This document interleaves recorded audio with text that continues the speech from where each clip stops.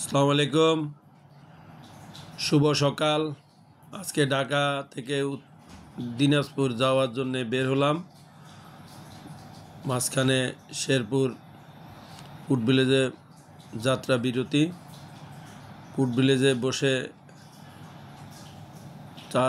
চা নাস্তা খেলাম। চা নাস্তার মাঝে আমাদের এসআর ট্রাভেলস প্রাইভেট লিমিটেডের সেকার ইনচার্জ সূর্য সাহেবের সাথে মিটিং করলাম। আমার সাথে ছিল ফুড ভিলেজের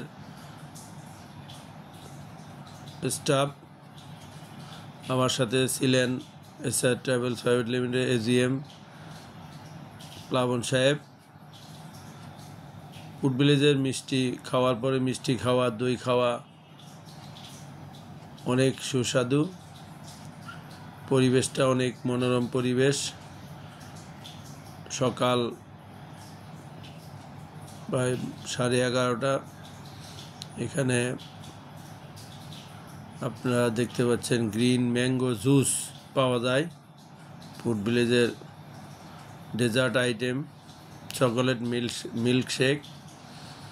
প্যাসেঞ্জাররা মনোরম পরিবেশে, সুন্দর পরিবেশে, কোলাহল মুক্ত পরিবেশে খাওয়া দাওয়া শেষ করে ফুড ভিলেজ সামনে দেখা যাচ্ছে। উত্তরবঙ্গে যখন ঢাকা থেকে প্যাসেঞ্জাররা যাতায়াত করে, তখন ফুড ভিলেজে যাত্রা বিরতি নিয়ে থাকে রিফ্রেশ হওয়ার জন্যে।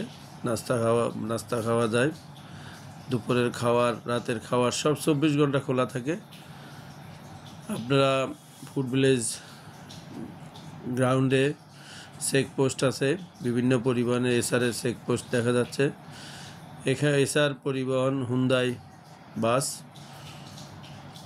ভালো, বাংলাদেশের সবচেয়ে নিরাপদ এবং দামি বাস।